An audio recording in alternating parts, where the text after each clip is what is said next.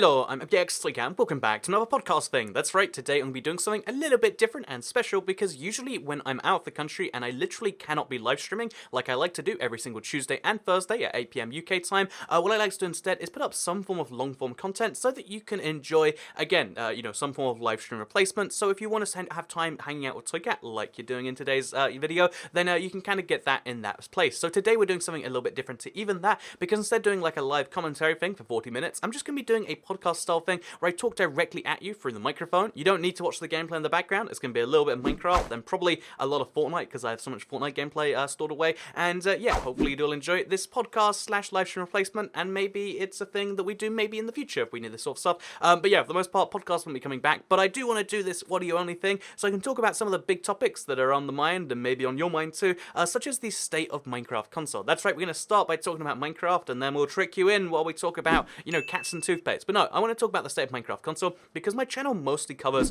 console, and it mostly covers, I guess to some extent now, the PE slash Bedrock version, but it mostly just covers non-Java Minecraft, I guess, is the big way to put it. And that means a lot of people, are wondering, like, so are things going well there right now if you've, not played it, or you just aren't keeping up to date with the news? And I also want an opportunity to just kind of like respond to news, but in a bigger way, because honestly, here's the interesting thing about being a YouTuber, or I guess about being anyone who puts something, out there and then can't change it later, as with YouTube videos. There's a lot of YouTube videos I'd love to make tiny little upgrades to, or tiny corrections to, or tiny this or that, but the truth is, on YouTube, you can't go back and fix your old stuff. Even though I'd love to go make better versions of old videos, at this point, it's kind of a weird place I can't do. So, in the same way, I uploaded a lot of news in the last 3 weeks. I uploaded like a What's Happening in 2018 video, and I want to just kind of go over that again and let you know what I think the state of Minecraft console is like in 2018. Also, I guess because it's a podcast, it's good of me to just like continuously go on these sorts of things. Whenever I'm making a news video, I kind of feel the urge to just be like, okay, this has to be like 5 minutes long if it's only like a few pieces of news, because people have expectations. They'll be like, stop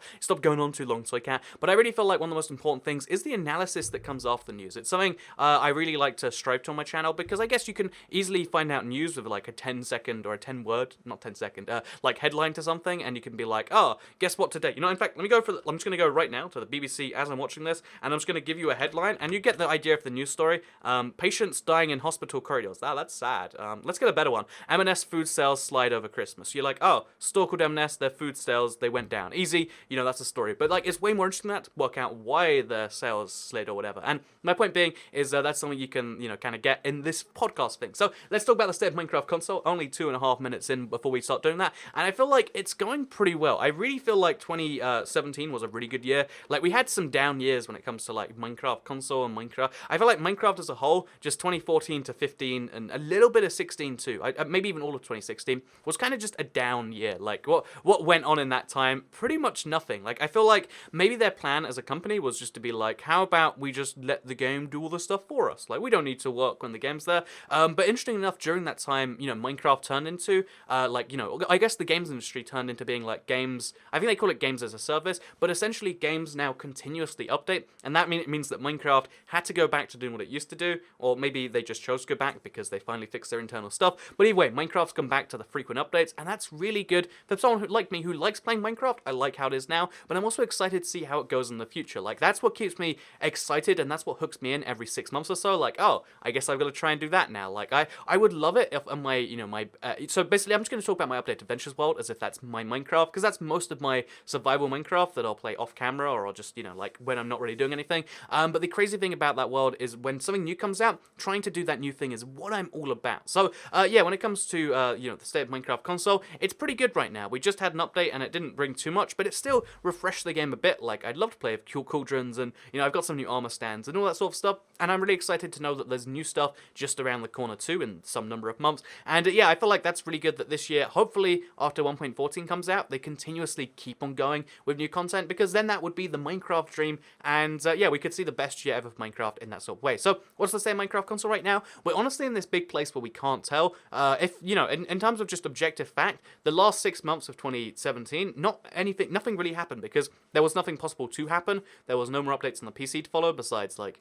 new combat and the questionable things, and they were busy working on, I'm not even sure they're working on, like, I remember every now and then, like, I guess a mashup pack, and yeah, I guess they were doing something in the background. But yeah, as far as what's coming in 2018, lots of things, hopefully. I really feel like there's a chance because Microsoft's been listening a lot more to the community recently. It seemed like for the second half of 2017, they were just like, we're going to steamroll it over you and just hope that you listen. But now they're like, okay, how about we listen to you? And it seems like it's going really well for them. So I'm hoping that, yeah, in 2017, things will go that way. If you don't know, the Cornuts on Map thing for Bedrock, that's a key example of that. Updating Minecraft Xbox One, such a big deal for me. Otherwise, I was going to have to play like TU54 forever. And and they also made the message on screen go away more times and like it's smaller now. I just feel like they're listening a whole bunch. And I want to get that out there because I think that's really good news. And good news isn't something you see a whole lot because it's way easier to attract people with controversy. I've said this before and I'll say it again, but it's way easier. So I'll go back to that headline thing again. The food sales sliding is like less interesting to you than patients dying in hospital. Maybe it's not. I don't know if that's like a big news. That's just like a sad first story. Let's get a better one, right? World Cup playoff referee admits penalty error. There you go. That's like, ooh, someone did something wrong. I'd love to know what, because I think there are like so many emotions we have in our brains, and it really comes down to which ones you can activate with the headline, and then you can lure them in with something else later. But there's some emotions which are just the most powerful, and I feel like the most powerful ones are like hate and fear, and like I feel like negative emotions have to be more powerful than positive ones because otherwise, that's like an evolutionary thing. Like you got to be more scared of the snake in the bush than you are happy that you have a really nice drink or like a really nice like sandwich or something. I feel like having to be scared of something has to override the happiness from that. But because, like every website, and I guess, to some extent YouTube, because YouTube is all about that thumbnail and that title. If you look at the views on this video, they're going to be way less than, like a normal Toycat video, which, again, I guess there's no such thing as a normal Toycat video because, the channel varies so much to kind of prove the point that, like, people are just, like, YouTube is just deciding which videos do well and don't do well, and it's all about me working around that. But yeah, if you check this channel, I guess, the ones that get that emotion out there in just the thumbnail and title are going to do the best, and that's why the Toycat podcast with the State of Minecraft console probably not going to do quite as well. So that's just an interesting thing to share with you all that maybe you weren't aware of before. And honestly, it sounds like it's really negative to just it's kind of doing the same thing here, like, oh, you should be scared that these websites are preying on your hate and your fear. And I guess the truth is that you should be aware of things that you hate and fear. Having that collective humanity thing is good, but the only problem is when there's like made up subjects of that. Like, we should all like use our collective fear of I don't know, there's things to be scared of, right? Like, I think ISIS is gone. But, there are things in the world to be scared of. I'm scared of snakes still. Maybe we should get rid of the snakes. I'm just saying, it's good that we're scared of those things still. But I think that's the reason for it. I think the reason why, like, the 5 things I love most about Minecraft is going to do way worse than 5 ways Minecraft needs to fix their damn game is always going to be, like, the second one's going to do way better than the first one. And, yeah, I guess, like, trying to do that in a good way and trying to end those videos with a positive message is something that's probably a good thing to do. But anyway, there you go. There's titles and stuff for you. There's Minecraft news, and there's the kind of follow-up update from it. So maybe I should do one of these more often so I can have like the second side of news or like the follow-up to news and stuff. Because like I said, again, when I make these Minecraft news videos, punctuality and time is always top of my mind. Like, gotta make it within a few hours of the thing coming out. And that means that sometimes if something comes out just afterwards, I can't comment on that because it's out after the video. Sometimes like thoughts take a while to digest. It's interesting actually. Like, I never used to believe when people said, oh yeah, sometimes it takes you a while to get your thoughts to, together and really work out what you know. How people say like, oh yeah, don't go to sleep angry with someone. I never understood what you meant. Like, no, what you feel in the moment is what you feel. But the truth is, you realize as you get older, like, I think what it is like the more experience you have, the more you realize certain things are true. And yeah, I guess you realize at some point that your thoughts in the moment or something are not actually your true thoughts. I thought about this for a while, right? But the whole idea of like going on a roller coaster, sometimes it's not fun at the moment. Sometimes it's just like, oh, this is kind of painful. But having done it at the end, like, you're like, whoa, that's kind of cool. And you get the reverse sometimes. Like, I feel like working, for instance, a lot of people really hate working, but when you've done all of that work and it's behind you, you're like, that felt really good actually. And there's a lot of things like that in the world where you don't know what you're feeling about the thing in the moment, so having time to process it is good, and that I guess applies to Minecraft news too. So there you go. There's the state of Minecraft console. I think it's in a really good place, but we have to wait and see. Like, I feel like as long as 4J Studios is in on the loop with the Bedrock team and the Java team. Yeah, the Bedrock and the Java team, and they're actually going to try and release updates on all platforms at the same time, rather than all platforms meaning everything but console. Console gets it later, which could be the case. I really hope it's not, but it could be the case. Then as long as they do that, then we're in a good place. If they don't do that, then console falls behind by like a month, and it's not too big of a deal, but it will hurt a little bit that it's like, oh, this update's it now, and it'll be out later for console, because that kind of kills the, excitement and anticipation behind anything for console. So there you go. As I said, Minecraft console. Let's talk about other things I want to talk about, which is, I guess, like, the idea of a Toycat podcast. I get that. That's a good place, right? We're doing a little podcasty style thing. I'm just talking at my mic, which is really weird because the only thing I'm seeing right now as I record this is I'm just staring dead on at my mic, and it's kind of a weird thing because you don't, most people you stare at are people and not microphones. But yeah, basically, I want to talk about the Toycat podcast because so many people ask for this little, this little thing where I'm just going to be talking at you. Again, like audio only, isn't that wonderful? A lot of people ask for this, and I guess the truth behind why I haven't done it, or why it's not a regular thing, why this is a one-off, is because I don't know how to do that well. In fact, I've done podcasts like 3 times now. Once was with that YouTuber who's gone to prison, or I think jail, and now he's going to prison soon, who committed crimes. But in case you're curious, I can't talk about those until it's happened, because it's slander to say something's true when it's infer something bad about someone. If it turns out that somehow he goes innocent, then you can't talk about that. So I'll talk about YouTuber who committed crimes at some point in the future. Don't worry, like as soon as it's able to be spoken about, I'll mention it in like some second channel video, because I feel like it's an interesting story that like, whoa, at some point it's weird that like one of the people.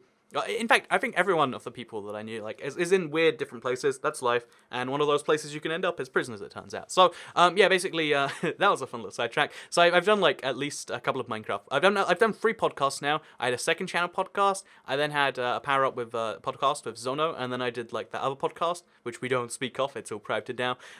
So this would be like my 4th podcast. And realistically, can I keep up a 4th podcast? Probably not, because the thing about podcasting, I love talking. Sometimes. I mean, I love talking about really specific subjects. I feel like this makes me a bad person, but like certain subjects I can throw myself all in. But if you're like, so let's talk about, I don't know, insert vague subject here, I'd be like, I guess here's how that relates to me, I guess. And maybe, I think that actually is kind of like selfish conversationing. Like I should be able to talk about, the political crisis in Libya right now and, have something to say. But it's really just like, I'm going to try and give you what's inside my brain, but there's not much I can do there. But yeah, I don't know if there's a political crisis in Libya. I guess there was recently. The political crisis in Yemen, there you go. There's not much I can really say about that. Whereas when we're talking about Minecraft console, you better believe I can talk all day. When we're talking about podcasting, I can talk all day on that. And yeah, that's why I like podcasts. But the reason I can never do this like consistently, I guess, is because one, I mean, by myself, I have like... I don't like to call it ADD because it's not like diagnosed, it's not a real thing in that way, but I have like the fun fact version of just like, I bounce all over the place, like let's talk about mushrooms 1 second, let's talk about, the NHS crisis, another, what was that NHS? The hospital crisis I mentioned earlier, let's talk about this, let's talk about that. It's all over the place, and I feel like the jumping from point to point to point to point is something that's not necessarily good for a podcast. It's good to stay on one track for a really long time, and then we can go off on another track, and we can talk about tracks, literally train tracks. Aren't trains wonderful? They're like cars, but you don't have to do things. But, I feel like the truth is like you need to kind of stay balanced. So I don't think I'd be good at a podcast. I don't think I could keep up a podcast, because the number of hours I have in a week are, I have the same number of hours in a week as everyone else. It's like, 168? 24 by 7. I think I got that right, but yeah, that's 168. So there's 168 hours in a week. I have the same number, of course, but because I'm doing so many like time-intensive things, I like to stream, which takes hours at a time. I like to record videos, which takes a lot longer than even I figure sometimes. I'm like, I can do this video in like 2 hours, and then like 4 hours later, it's like just being finished. So yeah, like I have a lot of things which take a lot of time from me, as well as like I like to in the evenings do a lot of like Minecraft playing around to maybe find stuff for videos. All these sorts of things just take up time, and I feel like as soon as the podcast becomes like a time commitment that like I don't want, rather than a time commitment that I'm really here for, I feel like that kind of creates some problems. So yeah, podcast, I don't think I could keep one up, and I feel like it's more fun as like a one-off event, because okay, this is how YouTube is these days. I'm gonna let you on a secret. Maybe this ruins like my whole second channel, But the premise of YouTube, to have a successful YouTube channel, is to have people want to watch the things you're putting out. I know that okay, that's like basic, but the way you do that the easiest is by not having a consistency to it. If you have something that's every single day, I feel like at some point that was revolutionary, but now literally every YouTuber is like daily videos, and a lot of YouTubers are just like daily videos, and this is the worst thing I've ever put out. And because of that, like the idea of like seeing something daily isn't really that interesting to most people. It's like, I guess I'll watch it if there's nothing else. But your YouTube homepage prioritizes you watching like something, just from 6 months ago that you might want to watch, or like I feel like the YouTube homepage isn't the best thing for daily uploads, because I upload twice every single day, and if I wanted to make my videos more watchable, get more of that, like, because if you want to do that, then uploading like really infrequently all over the place. I still keep the one video at 5 p.m. and one video at 9 p.m. UK time every day, and I feel like if I had a schedule that was more like, oh, who knows when the videos are coming out, it'd be a better thing that way. And I feel like that's a better way to do the podcast. If we keep it like a whenever I feel like doing it, maybe it'll do better in that way. But we'll have to wait and see, I guess. Again, I just want to point out that, like, that's something I feel like the second channel's all about. Like, I try to just upload sporadically there, and it works really well. Or maybe people just really like geography enough that they're like, I'll subscribe to that anyway. But anyway, let's not talk about podcasting and me. There's enough about me. I kind of want to do, like, the what's going on in my life thing, but then we're getting a bit too similar to a Let's Play. So, rather than talking about that, by the way, you should be seeing Fortnite in the background. But again, you can just close this away. If you live in America, you've got YouTube Red. Just close it and listen to it like a podcast. If you're on your desktop browser, which no one is these days, but some people are. I still watch YouTube on only Windows PCs, and I'm the odd one out apparently. Then you can just minimize it, click another tab, go read up about, or like go, like, I don't know what you do with your tabs. Like, you can do stuff though. That's what this is all about. It can be closed, and you can play video. I feel like playing video games with podcasts. That is the feeling. I only get like a few hours of that a week, but they're like the best hours in a week. Like, video games and a podcast, that's the dream. That's like, I don't know what it is about it, but like when you got a simple video game that you kind of mastered, but you need to play anyway. Again, that's me with mining in Minecraft, for instance. It's just so nice to listen to a podcast and just chill and do it, So yeah, maybe you get that from me, maybe you don't, but yeah, there's the Toycat podcast. That's what it's good for. Let's talk a little bit about YouTube Red, shall we? Because again, ties into that. Like I said, if you have YouTube Red, you can watch videos without watching them on your phone, which is so annoying that like everywhere else you have to have YouTube open to listen to a video. Like, I know why that is the case, and it just feels a bit like, you didn't have to make me pay for this. This is kind of just a feature for most people. But yeah, if you have YouTube Red, you can do all that sort of stuff. And I want to mention YouTube Red here because YouTube Red got the worst of a rap when it first came out because they tried to screw creators so badly. They're like, okay, we're going to give people a 3-month trial, and in that 3-month trial, creators won't get paid. And it's like, whoa, whoa, whoa, this is what we do for like a living, right? Like, there's a reason that we, and basically they're just like, how about we don't pay you so we can give it to them for free? And now what they just do is YouTube absorbs the cost of giving, like how many dollars a month it would be, like $3.50 or something, to the YouTubers. And yeah, it's a much better deal that way. I'm glad YouTube could, manage to find that revenue somewhere inside itself.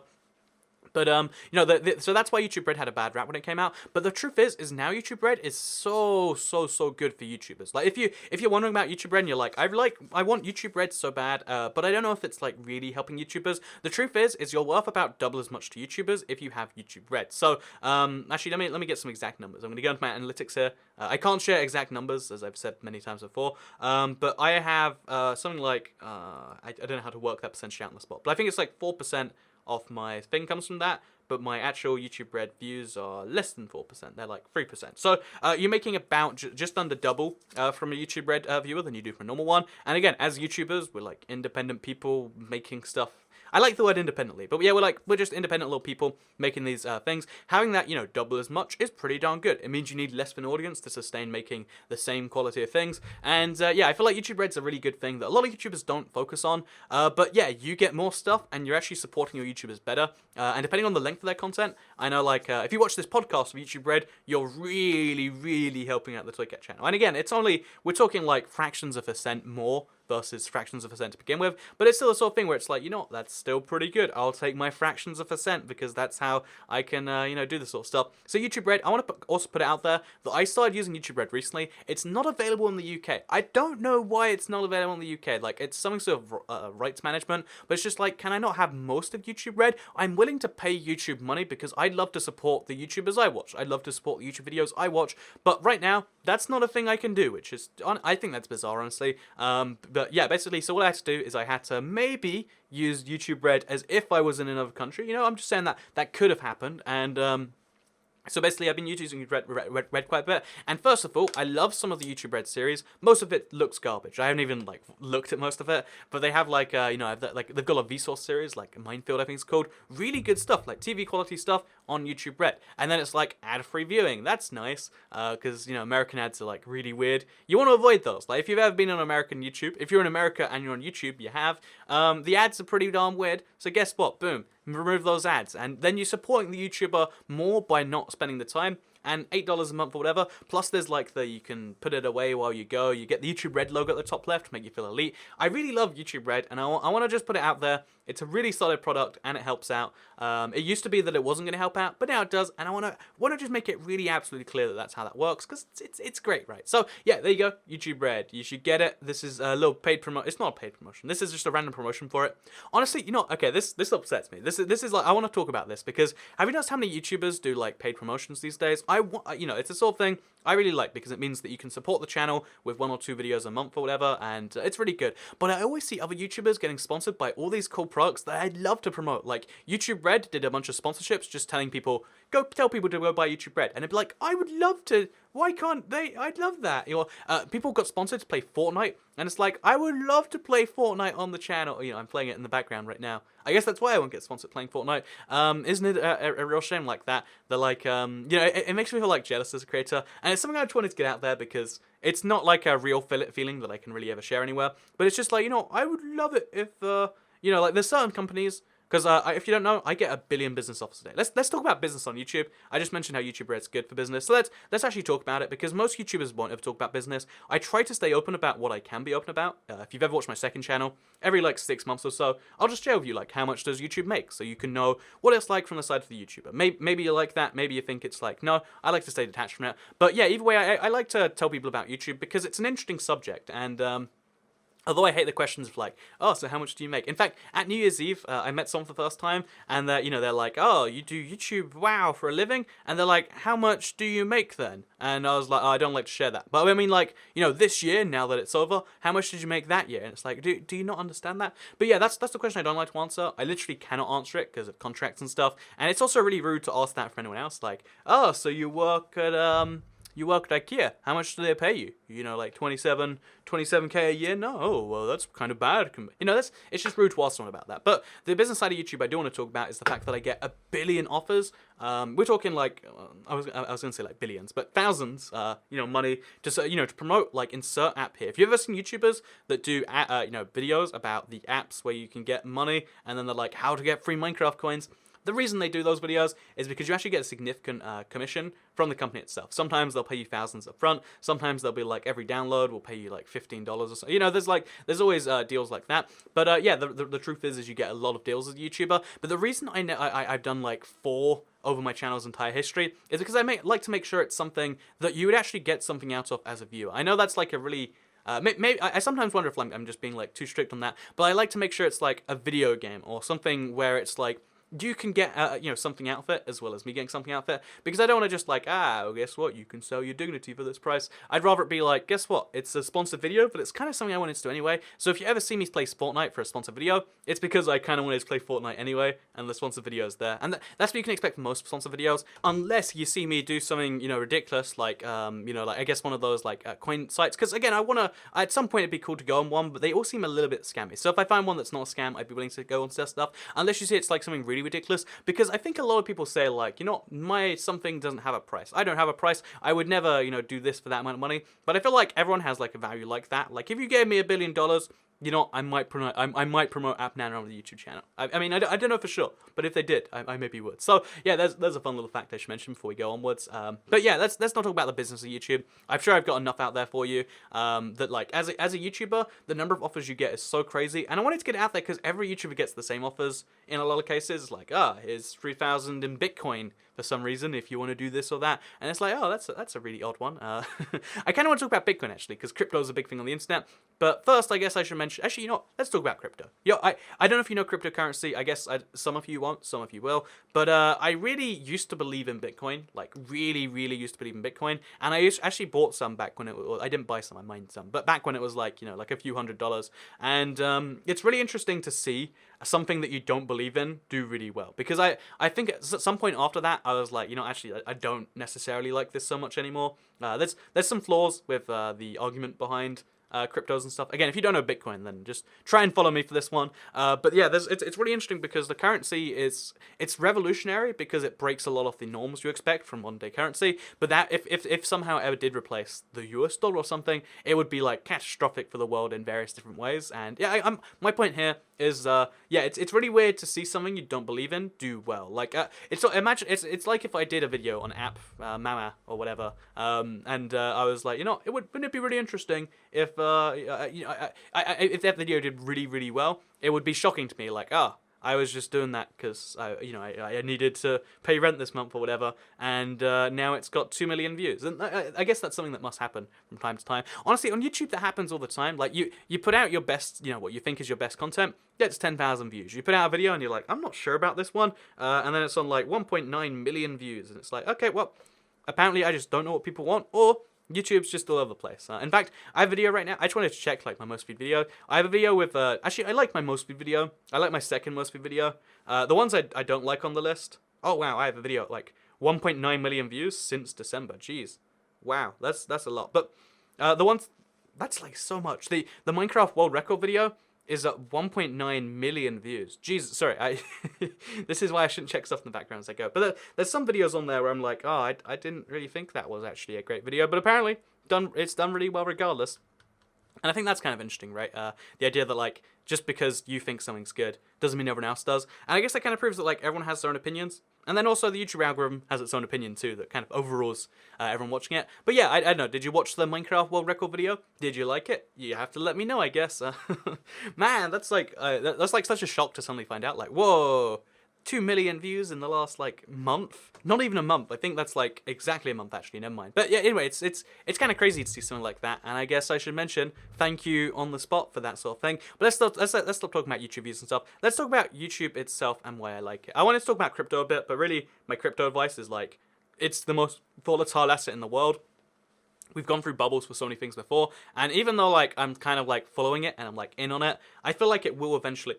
Because I read into a lot of like big bubbles like this because I'm really fascinated by the idea that like at some point profits become so easy and so predictable that everyone's like, what if we put everything into making those profits? And eventually when that happens, things kind of go out of bankrupt. Things kind of go out of whack. Like I think the types of profits most people like to make are the ones where they think they're making money and no one else thinks they are. I think this is like it's like a famous quote by Warren Buffett, who used to be the second richest man. I don't know where he is now. He's probably in the top 10 still. Who was like, you gotta, you know, be fearful when people are greedy, and greedy when people are fearful, and that's how you make money. When you find something that no one else has, that's how you do well in the world. Not when you're like, everyone says that I should buy cookies, so I'm gonna buy myself 100 boxes of cookies. So I don't know, maybe that's interesting. Maybe it's not. Maybe I just alienated the crypto portion of my fan base, or maybe no one understands what crypto is, and that advice was really terrible. But anyway, let's talk about YouTube because I really love YouTube as a platform. You might think, well, if you love YouTube so much, why are you doing a podcast? And I love YouTube because it is a platform for everything. Like the variety of stuff you find on YouTube is nuts because it's not, TV show yet. I think we're slowly moving towards like TV show quality stuff, and I really hope that doesn't become the thing because we're seeing like drama and reality shows where it's like, this is trash content. This is just we're trying to manufacture two people disliking each other for reasons. But I love that YouTube has so many different things on there. And I've mentioned before how I love watching YouTube as well as making YouTube videos. A lot of YouTubers back in the day, like way back, like we're talking like 6-7 years ago now, some of my like darkest times in my life were really saved by YouTube. I think YouTube as a platform, I would say, saved me from one of my like worst places I've ever been in my life because I think like 7-8 years ago I went through a lot of like just I guess like down up emotional roller coasters. I don't know what you want to call it, but it wasn't a good place for me. It was like really I felt super bad. I was in it was something sort of like a combination of like the romance thing and also like I don't know, you kind of know where that goes, right? But it was like something like that, and it was just like a really bad night in particular I had where I was just up the whole night. I don't even know why, but I watched some YouTube videos. It was like, some a gameplay with commentary over it. That's why to this day it's one of my favorite things. Just like gameplay, let's talk about the world. That's why my Let's Play still that, because that sort of video saved me from one of the worst like feelings I've ever had. It was just like, I'm gonna chill, I'm gonna watch this. And I watched like all night. I watched every video on this channel, like all the equivalent of like some hours worth of content, and I really loved that like you know, that you could feel the calmness and the chillness, and it was like, yeah, this guy's chill, I can be chill. Like, you know, you can kind of feel something more kind of deep there. And that's when I realized that YouTube isn't just about like, oh yeah, there's sometimes videos you like to watch. Sometimes YouTube can be like this amazing, like, I don't want to say saving thing, because when you say something saved you, it's like, did it really though? Like, did eating that curry that one time, or did, you know, like happening to find, you know, like this theme park save you? No, I didn't. I feel like you always save yourself in the end. But the fact that there's something out there which can save you in return. I don't know, I've always thought that's like crazy, but then like, I don't know, it felt like it happened at one point. And I feel like there's a lot of things you can get, like, because with YouTube, you can get someone's real emotions. On TV, they manufacture emotions they want to give to you. You know how I mentioned about fear? They're manufacturing fear. I've never been scared in I mean, maybe like with the Minecraft Xbox stuff. I've never been truly scared, though, and needed to share that too much with you. Or I've never been truly, you know, fearful. Yeah, fearful is scared, isn't it? My bad. But, you know, like a lot of YouTubers, or not YouTubers, a lot of news shows, sorry, will be really good at pretending the fear, or at least getting the fear to you in a way that makes sense. And, yeah, that's something that I really like on YouTube, because everyone's genuine, because there's just a platform of like, look, this is all about the people, it's not about the, you know, the production quality and stuff. It's really important. It makes movies good and stuff. Don't get me wrong. I like a well-produced movie. But you notice how movies are going down in popularity while long-form TV shows are going up. And notice how, like, you know, long-form YouTube is like a cool thing, because a lot of people like that direct human interaction. And that's what I really realized I liked. Like, the idea that, like, you can roughly understand someone. You can get a feel for what's going on there. It's an interesting little thing. But I just wanted to mention that, like, YouTube, the reason I like it to this day is because it saved me from, not saved me again, but because I saved myself in some way from like one of the worst places. I stayed up all night watching YouTube. You know, like this one guy who was just like calming down, making everything fine, and I feel like that's such a valuable asset that you'd never get that from a TV show. You can never be like, oh, I'm gonna watch, you know, House. Actually, yeah, just House, and somehow he's gonna calm me down with his medical knowledge. Because again, he's not real. His medical knowledge isn't real. All those sorts of things. I don't know, I just figured it was something I should go through and mention, because I guess there's like so much that's slightly off in the world. You know, there's so many things that you wish you could improve or whatever. But I think the cool thing about YouTube that you just get to see how it is legit. Because social media, for instance, have you ever noticed how I'm going to talk about every social media here, maybe besides YouTube, but for some YouTubers, including YouTube. This is one of the things I don't like about YouTube. Some of the big YouTubers that are vloggers have turned it into this thing, you know, the thing I'm going to mention, but on YouTube. But on most other social medias, if you ever check your Facebook, if you ever check your Twitter, it doesn't seem like social media is a place to share yourself. It seems like social media is a place to share the perfect part of yourself. Or, again, people used to say that all the time to me. I was like, oh, okay, sure it is. But yeah, the truth is social media is about showing the best things and trying to make your life seem like it's great. So on Twitter, for instance, you'll try and seem like everything's all good. And I'll probably do the same. Like, if you read my Twitter, maybe my life does seem perfect. And, you know, you're like, wow, I'd love to be in Singapore too right now, which is where I am. It's like 30 degrees. Except I hate that. It's not actually a good thing. But anyway, my point being is that's what social media is all about. It's about pretending everything is perfect and trying to portray to the world your perfect view, and then talking to other people and being like, both our lives are perfect. And sometimes I wonder if there's something good about that. Like, I think it's good to be optimistic in the world. I think it's a really good thing to look at the world and say, well, I've got this good and that bad, but the good's way more important, like I was saying earlier. But I also think sometimes some people take it way too far. Like, I have to pretend my life is so good. I'm going to only post this and that. I'm going to make up good things, to post and all these sorts of that. Basically, that's what some people do, right? And I've always thought that's like, no, that's not. Something rubs me the wrong way about it. Like, when I see that people are like, oh, here's just my new, £1,000 unboxing or whatever they're doing. It's just like, did you need to? Like, who are you trying to impress in some way, you know? I feel like YouTube, I feel like these social medias can be better if you just like, here are some thoughts, here's everything, here's some good, here's some bad, and hope you'll enjoy it. And maybe this video is like that. I told you about a bad time, right? Maybe you thought like, no, Toycat, only tell us about the happy times. But maybe you like the fact that you can see the true like depth of a character, the depth of a person. Again, on a TV show, you'll see one aspect of a person that they made up. On YouTube, you can see every aspect of someone. And I feel like all social media could be like that.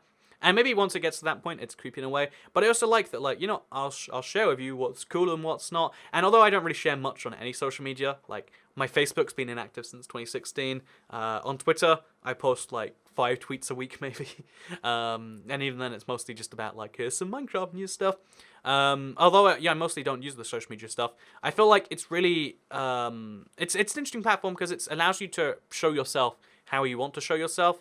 And I feel like that's just too much power to give some people. Maybe it's really good in some other ways. Like, yeah, love being able to, show off who I want to be. And again, I feel like for some people, for a lot of people maybe, it's good to just, in your head, tell yourself things are good. If you tell yourself how things are, how you want it to be. Because you might be like, well, isn't that lying to yourself? I mean, is it lying to yourself? You're the only person that knows you, and if you can change you for the better. Like, this is actually one of the big problems I feel like people have, particularly when it comes to... I don't know what, like, the issue is, but it's something about, like, it happens more and more and more, basically. Like, in fact, I've done it myself, where you just kind of believe everything's terrible. You get 5 good pieces of news and 1 bad piece of news, and your brain can only fixate on the bad. That's something I feel at the very least, like, a whole bunch all the time.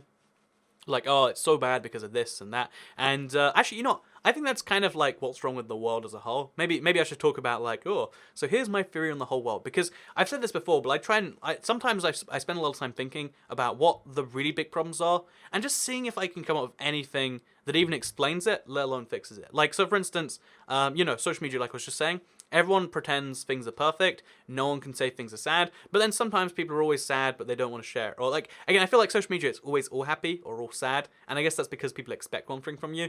But the truth is people are more complex than that, right? Like, people have the whole range of emotions. Early today, I woke up really late, and I felt really bad about that. Like, when you oversleep, it just feels...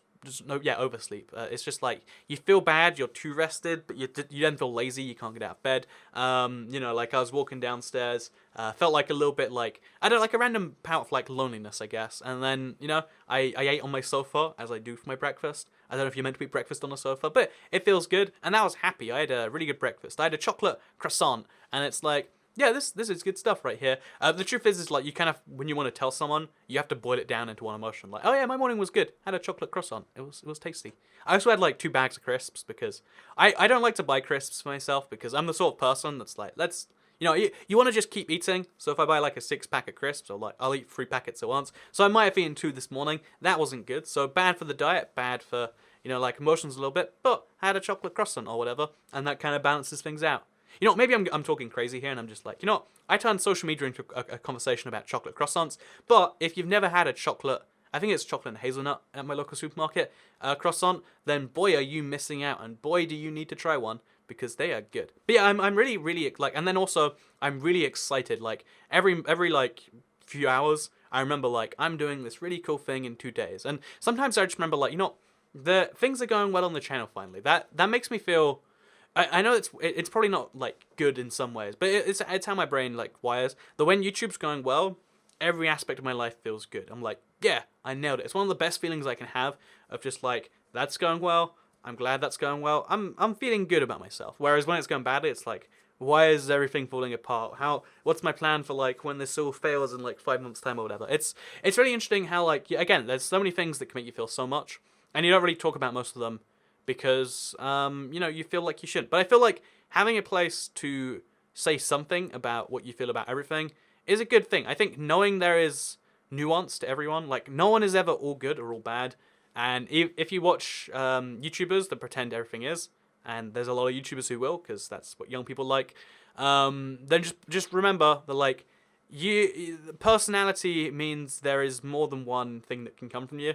And although a lot of personalities get famous for having like one particular thought, like this and then this, wow, that's such a good thing, it's something where you gotta realize that's not how people actually are. That's just their persona or whatever. Anyway, with that said, let's move on from that. I've spoken enough about breakfast and YouTube. But again, seriously, chocolate croissants, top tier breakfast food. Do you want to talk about breakfast food? I think let's do this. Let's have a conversation about breakfast food. I think it's a thing we need to do, and we've got a whole podcast to do it. So breakfast foods, a lot of people question like what I have for breakfast. It became like a Q&A Saturday joke, right? And then it turned into a live stream joke, and now it's just like a fun joke on the channel. I like it. I'm a big fan of the breakfast memes. But what I do want to say is the fact that breakfast is really like a serious subject because it's the first meal you have in the day, and I've heard this, I don't know if it's true, I'll be honest with you, but I've heard that depending on what you eat, it really like actually starts off your body, which means you can be better for doing physical tasks or doing like mental tasks. Like I think eating a little bit of protein in your breakfast is good if you're working your brain a lot. Let's say you're making podcasts. I didn't eat protein for breakfast, I just had a chocolate croissant and a bag of crisps. So I'm not following my own advice here, but I will say there is some nutritional advice you should follow. But as far as what is the best breakfast, I said press breakfast.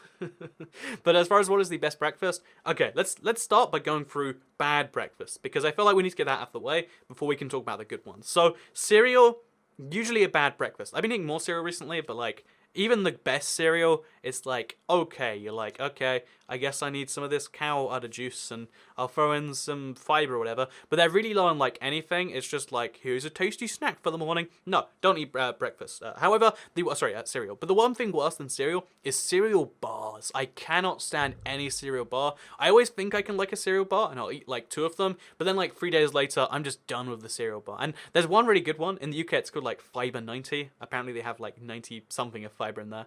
Milligrams probably, but or protein 90, but yeah, they're really good because they just taste like chocolate brownies. And I'm gonna be honest with you, I think they're just chocolate brownies. So yeah, if you eat a cereal bar for breakfast, just eat a chocolate bar, grab a Mars bar from the store. You'll have a better time, and maybe it'll make you like chocolate less, which is probably a good lesson for life. So yeah, bottom tier breakfast is gonna have to be. I'm gonna throw cereal in there. Gonna throw cereal bars in there, and I'm also gonna throw something like crepes in there. Crepes are just not good in the morning. Your palate is not refined for the subtleties of a crepe, and yeah, we're gonna throw those down there. Then we got like mid-tier breakfasts where like toast lies. Toast can be so good. You gotta master toast making. Like there's like 100 different shades of toast you can make. Some people like pure white toast. You're wrong if you do, I'm sorry, but some people do, and some people, they like pure black toast. I'll be honest, I can eat pure black toast. Like if it's black everywhere and it tastes like it's been burned all the way through, I can enjoy that. If you throw some butter on there, throw maybe like some jam or something, or like some Marmite, or I usually just go with butter because like too much effort. Like this is the morning we're talking about. This is breakfast. You need to get yourself out of bed, motivate yourself to walk downstairs and get this. I can't motivate myself to be like, oh, put it in the toaster and then I'll grab like 4 ingredients. Nope. We're throwing 1 ingredient on there. It's just butter. So yeah, I'm saying toast, medium tier breakfast. It's pretty good, but it's not like you don't wake up and you're like, oh, when I get really rich and old, I'm gonna eat toast for breakfast. No, you don't dream of toast. Toast is just a thing you eat. So we'll also put in the same category. I hate to say this, I really do, but I think we're gonna have to put non-foods in here, like eating up reheated pasta, and I might even put the pancakes and the waffles in there. Pancakes and waffles can be really good, but if you're having them for breakfast every day, you're just heating them up and you're eating them. So what is the top tier breakfast? What is Toycat's let's go for top tier, then we'll go for like top tier, because top tier breakfast is going to have to be like, if you throw some maple syrup on those pancakes, A++.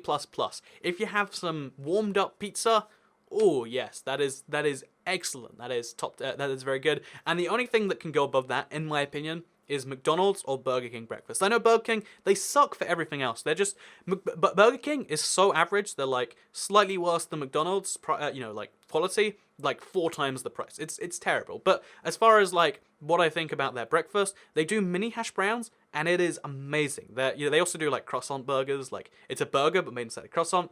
That's what you need in your breakfast. If I could have a Burger King in my kitchen, my life would be 10 times better. You know how I said like you don't dream about eating toast? I do dream about being old and rich enough that I can buy a personal Burger King, or maybe I could just like start a Burger King franchise across my house. I don't know how you do it, but Burger King, thing, and then next door you want a McDonald's, because McDonald's breakfast, they do a breakfast wrap. A++. In America, I know McDonald's breakfast is all day. Here you have to get it for 10:30. So it's like this elusive product. My McDonald's is 20 minutes away, so I have to leave at like 10 to get there before 10:30. And like, who's leaving the house at 10 a.m. to get breakfast and walking a 40-minute round trip? I'm not doing that, It's not happening. I'm sorry. So yeah, McDonald's breakfast, it's this elusive thing. When I go past someone with it, it's pretty good. Along the same lines, like Subway breakfast is like, it's passable. I'll eat it if I'm walking past the Subway. And yeah, as far as the breakfast foods though, the breakfast burger is top tier. Like muffin, English muffin. I don't know. I don't like calling it English muffin because like, to us it's just a muffin. But I'll admit, to Americans it's just a muffin. You don't eat a American muffin for breakfast. English muffin, throw some sausage in there, throw some cheese in there. Cheese in every breakfast, by the way. Throw cheese on a waffle, I don't care. Throw chicken on a waffle. Throw some bacon in there. Throw some chicken in. You can throw any ingredient in there, and it's still the perfect breakfast meal. And that's why I'm gonna crown the fast food breakfast as the king breakfast. I love fast food so much. This is like a controversial opinion. I think when you grow up past a certain age, society just assumes that you like to go to a restaurant and sit down and have a waiter bring you a menu and then, all that sort of stuff. But I hate the traditional restaurant experience. Like, let me mention why, actually. It's the podcast. Let's do this. So, The reasons I do not like restaurants, sit-down restaurants, I think they're called. Which, for the record, sit-down restaurants, what the heck? I can sit down at McDonald's, you telling me I can't? But the reason I don't like sit-down restaurants is because every single one of them has entirely different rules, it seems, and they expect you to just know their rules. So, if you wonder what I mean by that, when you walk into one, sometimes you have to sit yourself down, sometimes the waiter wants to sit you down, and sometimes there's like a combination system, and I don't know what that's all about. So I think every restaurant should just be like, go sit yourself down, find a seat. I'm sure you are capable of working out somewhere where you will fit, you know, I'm sure that's possible. And I understand like busy places, maybe it's not, but no place I've ever been with like a please wait here sign has ever been busy, and I hate that basically. So yeah, as far as that goes, terrible. I hate the sitting down experience. Then you want to order food, you look at the menu, the server for the waiter, the server, I don't know what the difference is. Probably the same thing. The waiter, the waitress, the server, the person comes over, and it's always a little bit too early or way too late. There's never like perfectly as I've decided my meal, because they cannot know. They're a human being, they have things to do, and it's like, okay, I've decided what I want. Now I have to wait minutes before the food process even begins. So you're sat there and you're like, I guess I could like color in this book. And if if they come over too early and you're like, I'm not sure yet, because they have so many options in their menu. You're like, okay, well, can you, just come back in a couple of minutes. And a couple of minutes always means like 25 minutes to them. And, you don't want to be rude and like bring them back earlier than that. So you wait there, you put your menu down, and you sit and you wait. You get on your phone or whatever. What the heck? I'm sitting somewhere. There is no food being prepared for me. I had to like wait for someone to give me the seat, and I have to wait for someone to hopefully start making that food process. Then, like the food is often like a slow thing. Like, honestly, I don't mind if the food is slow, but a lot of the times they're literally just microwaving a meal or something. So it's literally like, okay, it's the fast food experience after you've hit the go button, but it takes them a while to go for it. And then eventually, like they'll bring the food to you. I like this step because there's no like interaction from you. It's just, here's some food. You say, thank you so much. You give them a thumbs up or a smile or something. Easy stuff, right? And then you eat your thing. I'm picturing a burger right now because there's a gourmet burger kitchen where I live. If you don't know Gourmet Burger Kitchen and you live in the UK, go check it out. It's like sit-down burger meals that you can take away too, so you just do that instead. But, if you want to eat sit-down burgers with friends, weird thing to do, but you can do it. But anyway, I'm picturing that right now. They bring your burger, you eat it, it's top-notch, the food is good, and you're like, okay, I get this, I'm in this restaurant experience for it. And then, you're finished with your burger, and you're like, okay, now we just need to pay for this and leave. But the thing is the steps between you finishing your food and you leaving, because once I've eaten, I'm done. Like, I don't care, especially if I'm by myself, like, what purpose do I have to stay here? No, you are trapped in that place, because for some ungodly reason, every restaurant has the same rule of, like, we wait until you're done, and then we'll charge you. I feel like the number of people who must run out of meals, in fact, should we find out that statistic now?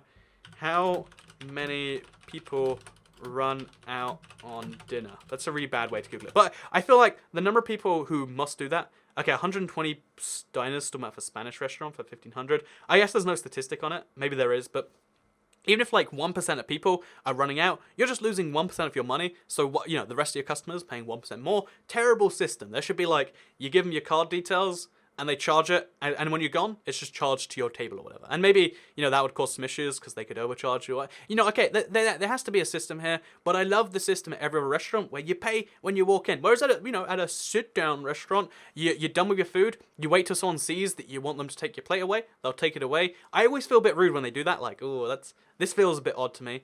So, you thank him or whatever. And then you have to try and get someone else's attention. Say, can I, have the bill, please? Or, I don't know what the actual thing to say. I know that's like an American thing. Like, please, can you do that? I say sometimes, can I have the check? And I'm like, oh, God, that doesn't even make sense. But anyway, you gotta like, bring them over. You gotta, like, tell them, like, I would like to pay for the things that I just bought. I'd really like to leave, but I like to pay first.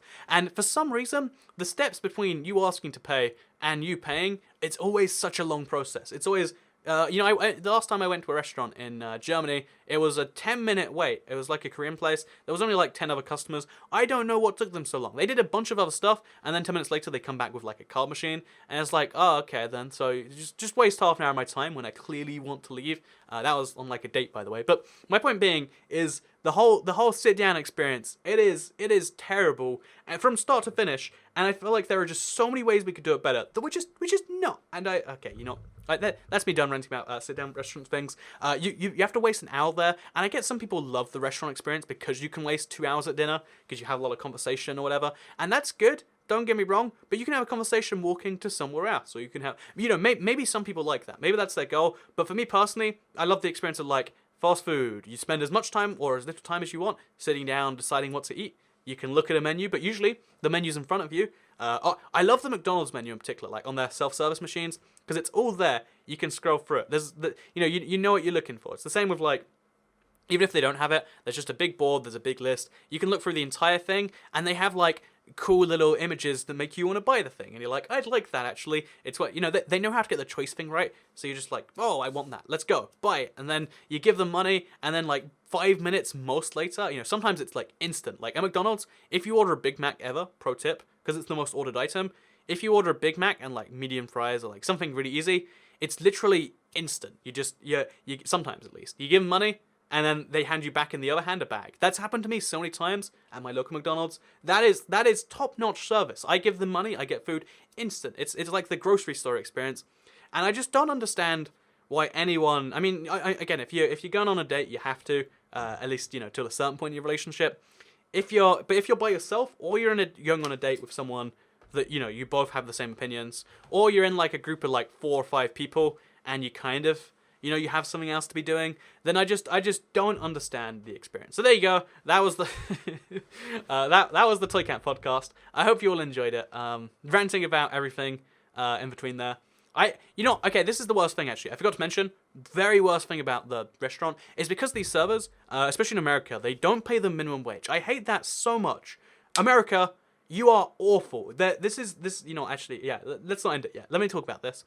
So tipping in America, I want to make a whole video on this, but Americans genuinely believe that they get the best service in the world because they pay their servers less than minimum wage, and therefore they have to work for the tips. If these servers don't work for tips, they will starve, so they have to give good service. And it's like, if you need to do that to someone to get good service, is it really good service? If I inject you with a poison, and I'm like, to get the antidote, you have to sing me a nice song. And if you don't sing a nice song, then you die. I feel like that's not a good way to do things. Personally, I mean, maybe I'm just crazy.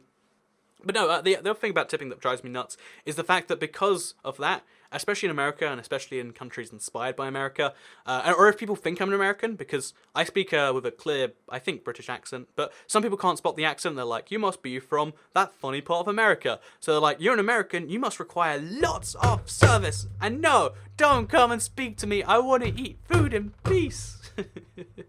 I just don't get it. Why is that good for Americans to have someone come over constantly and be like, is everything okay? Because you always say yes. You always say yes. There is never anything wrong. If something's wrong, you can call them over. It's really easy. They could have like a flag system. I love that. In Asia, they've got a way better system. Maybe in Singapore, I'm right now. I don't know if it is in Singapore, but we'll find out. They've got like a flag system. You just turn the flag red and bring someone over. At Yo Sushi in the UK, you hit a button and then it makes your thing vibrate or make a noise. It's like moshi moshi, and then someone comes over and they're like, oh, what's the issue here? If your food's not good or if something's wrong, you can get them to you very easily. But the idea that they come to you constantly just to make sure things are okay, I hate that. It's like I have a burger in my mouth right now. I don't want to have to finish chewing this bite just so I can go, okay, yeah, it's all good. And then because of the fact that other people find that to be a good service, and because of the fact that that's a thing some people want, you then have to pay them extra, and it's like, oh, so essentially I got stealth taxed, and especially in America where they actually add stealth taxes too, because in the UK you pay. In every sane country, you pay the taxes built into the price. In America, they pay it after. So oh yeah, I bought myself. Actually, let me tell you a story. This is how I said earlier about how people like to share on social media their life is good. Here's my version of that. Here's my perfect day in social media form. So I went to Washington D.C. in America. I caught a train from New Jersey, Newark in New Jersey. I caught a train from there. Or no, it was somewhere else. It was some really weird town. It was a really scary little town. But I got a train from there to DC.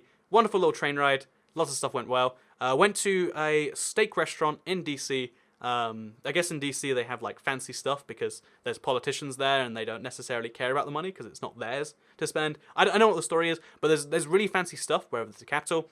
And I bought myself the most expensive food item I think I've ever bought. It was $104 or something steak. And it's like, yeah, $100, it's a lot, but this is Wagyu beef. They rub the belly on the cow. It was really, really good stuff. If you check my social media from like exactly a year ago to this day, you'll find me and that steak. It was perfect. It was a really good steak. But really, when you go to America and you buy a $104 steak, that means $150 or something. Because, oh yeah, well, first of all, you gotta, add in a drink, and, the drinks are gonna cost way more because of that. Okay, that's fine. I mean, that's normal. There's like a little like surcharge for like adding in a side dish or whatever. Okay, fine. And then it's like, oh yeah, you pay 9.7% tax or some garbage. And then because, the server, even, for some reason, in the American system is based on percent. So even though, like, oh yeah, well, I mean, you pay their wage, and it's like, wait, so this guy is serving like 6 people as well as me, but I still have to pay a percent off the meal. So it's like, okay, I'll give him $10 for that. $10? Like, what the heck? Why am I paying his wage? Why is that not built into the steak? I hate it so much. Sorry to rant at you, America. I love your food. I don't love your stealth prices. And everyone apparently loves that. People are like, what? I would prefer not to know how much things cost and then have it wildly surprise me at checkout. I love it when the dollar menu costs $1.08 because that's just the dream. I'm just saying, the whole of Europe, the whole of the civilized world, I think, I don't know many countries that do it the American way, have realized that like if you hide information, like this is one of my true viewpoints here, right? If you hide information from people, it's usually not a good idea. If you're forced to hide information from people, and the market says so, I guess you'd do it. Like if I opened a restaurant in America, I guess I would have to do it, or I try and make a big marketing campaign from, look, we don't trick you. A dollar thing costs $1. $2 really costs $2. But I don't know if it'd be successful there. My point being is stealth. Trickery is not a good thing. I feel like if you trick people, you're going to have a bad time. But maybe that's just me. I don't know. Let me know what you think. Thank you very much for watching the Toycat podcast. We're approaching an hour here, so let me know what you think of it in the comments down below. Let me know what you thought about each particular issue. I'm glad I did this. I had a lot of fun just talking to the microphone for an hour. Thank you for all being here and listening to this. And again, I feel like, personally, it really is like just, it's good to share something like this. I think, pro tip for life, it's good to share things sometimes. And yeah, I had a lot of fun making this. Maybe I'll do it again next time I go somewhere. Because I'm visiting all the continents this year. I don't know how, but I've got to visit South America, probably Argentina. Got to visit Africa, and got to visit Australia. So in one of those countries, maybe we'll do another Toycat podcast. But for now, thank you very much for watching. And bye, I guess. I don't know. Actually, wait. Rather than saying bye, thank you very much for watching. And buy my merchandise at shirts.ibxtoycat.com. Yeah, there you go. That was the best plug ever. Okay, bye.